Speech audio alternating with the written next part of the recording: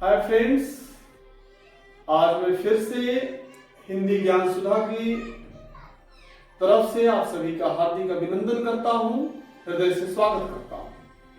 आज की वीडियो का विषय है बहुव्रीहि समास। अब तक मैंने आपको बताया, कई सारे समासों की हमने चर्चा कर ली है अब तक, और हर समास में मैंने आपको बताया था कि किसी का पूर्व पद प्रधान है तो किसी का उत्तर पद प्रधान है तो किसी के दोनों पद प्रधान है। लेकिन इस समास में सबसे बड़ी बात यह है कि न तो इसका पूर्व पद प्रधान है और न ही उत्तर पद प्रधान है, यानी समस्त पद में किसी भी कोई भी पद प्रधान नहीं है।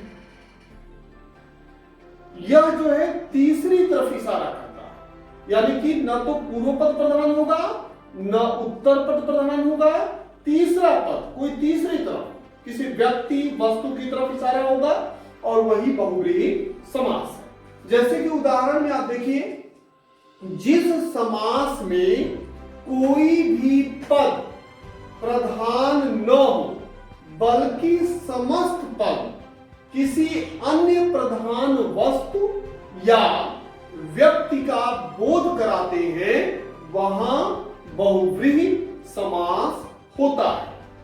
अब उदाहरण बनाते हैं, तो आइए पहला उदाहरण देखिए, मैंने लिखा है चक्रपाण।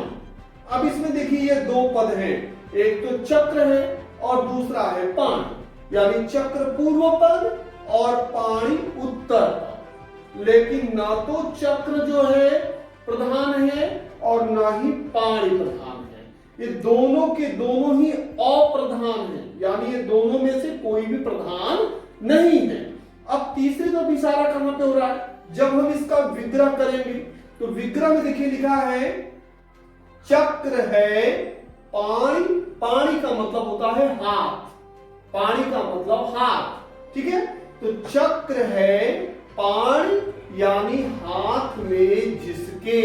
अब कौन से भगवान के हाथ में चक्र होता है? चक्र सुदर्शन किसके हाथ में होता है? भगवान विष्णु के हाथ में होता है, ठीक है। तो अब इशारा किसकी तरफ हो रहा है? भगवान विष्णु की तरफ इशारा हो रहा है, ठीक है। तो चक्र है पाणी में जिसके, यानी भगवान विष्णु के हाथों में चक्र है, उनकी तरफ इशारा हो रहा है। और विग्रह है चक्र है पाणी में जिसके, यानी जिसके हाथों में चक्र है, वह कौन है? भगवान विष्णु है। तीसरी तरफ इशारा हो रहा है, तो इसलिए यहां पर क्या हो गया? बहुव्रीहि समास। इसी तरह दूसरा एग्जांपल देखते हैं। देखिए मैंने लिखा है पद्मासना। पद्मासना, पद्म का मतलब होता है कमल का फूल। अब कौन सी ऐसी देवी है, कौन सी? तीन देवियों में से आप सबको पता है, लक्ष्मी, दुर्गा और सरस्वती। इन तीन देवियों में से कौन सी देवी है जो कमल के फूल पर बैठती है? उनका आसन कमल का फूल है, तो माता सरस्वती, विद्या की देवी, ठीक है। विद्या की देवी मां सरस्वती ही जो है कमल के फूल पर बैठती है। तो अब इसका हम जब विग्रह करेंगे तो देखिए लिखा है पद्मासना।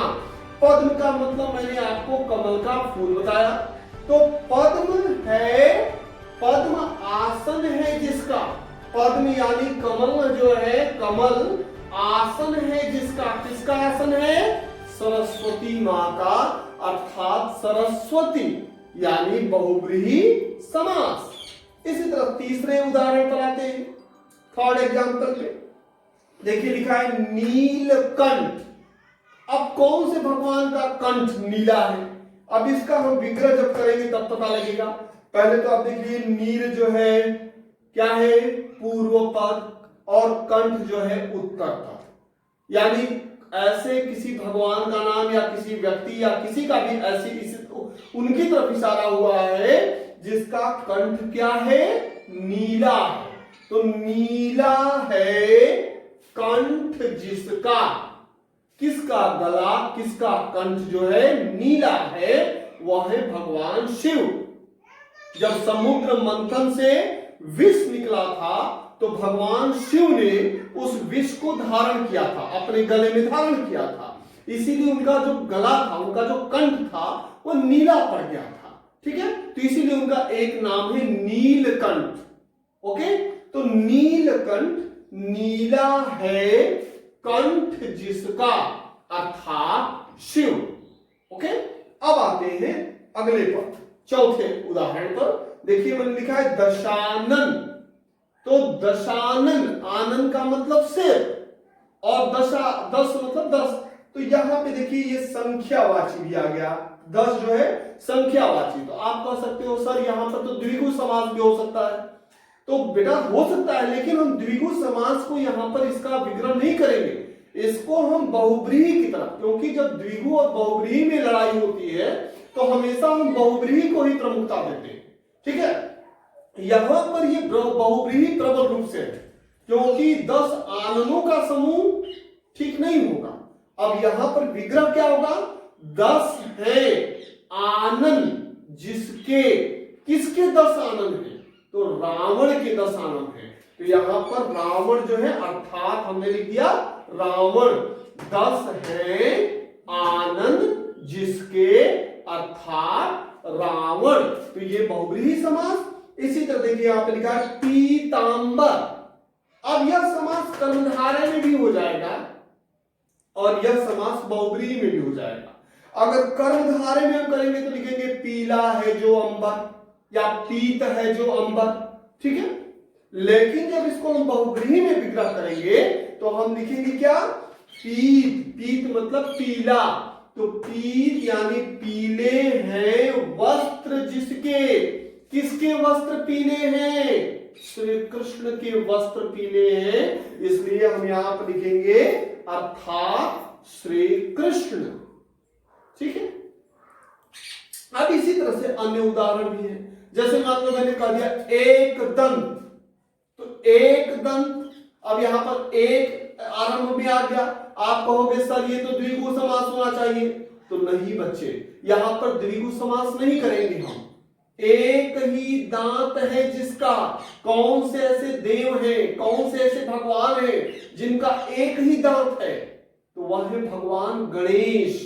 तो यहां पर हम लिखेंगे एक है दंत जिसके, अर्थात भगवान गणेश, और इसलिए यहां पर बहुब्रीहि समास। ठीक है, अब ऐसे ही मान लो मैंने कह दिया मेघनाद।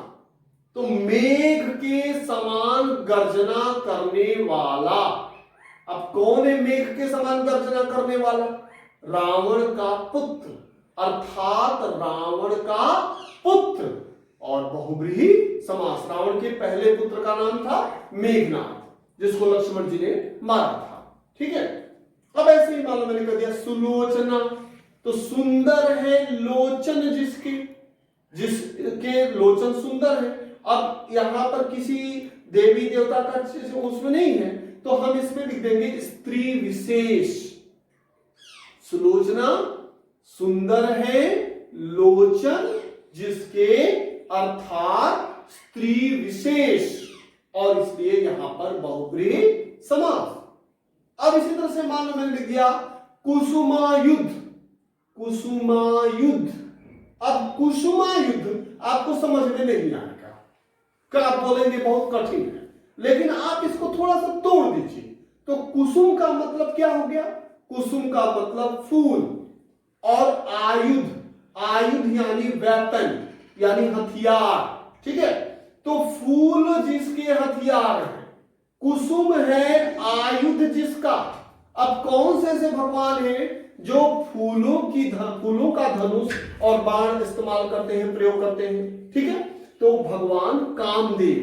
तो इस तरह से लिखेंगे कुसुम है आयुध जिसका, अर्थात कामदेव, बहुब्रीहि समास। ठीक है, तो इस तरह से ये बहुब्रीहि समास हुआ। अब इसके अलावा भी बहुत सारे उदाहरण हैं। जैसे मान लो मैंने कह दिया कि जैसे एग्जाम्पल और देख लेते हैं। एग्जाम्पल के तौर पे अगर मैंने लिख दिया कि गजानन, गजानन, तो गज मतलब हाथी होता है, आनन मतलब सिर। तो गज है आनन जिसका, अब किस भगवान का सिर जो है गज की तरह है, हाथी की तरह है, हाथी वाला है, तो वो भगवान गणेश है, अर्थात गणेश बहुव्रीहि समास। तो इस तरह से ये बहुव्रीहि समास हुआ। अगर किसी तरह की समस्या आई हो तो कृपया कमेंट बॉक्स में जरूर लिखें और पूरा वीडियो तसल्ली से बैठकर देखें। आपको समझाने के लिए ही यह वीडियो मैं बना रहा हूं। मेरा सिर्फ यही मकसद है कि आप अच्छी तरह से समझ लें। बोर्ड के आप परीक्षार्थी हैं, आप अच्छा समझे रहेंगे तो अच्छा लिख पाएंगे, अच्छे नंबर पा जाएंगे। ठीक है, तो आप कृपया अच्छी तैयारी कीजिए, मेहनत कीजिए। मेरी सारी शुभकामनाएं आपके साथ हैं और किसी तरह की अगर कोई समस्या आती है तो कमेंट बॉक्स में जरूर लिखिए और लिख करके मुझे सूचित कीजिए। धन्यवाद। अगले वीडियो में अब हम लिटरेचर की तरफ बढ़ेंगे, तो तब तक के लिए आप प्रतीक्षा कीजिए। बहुत बहुत धन्यवाद।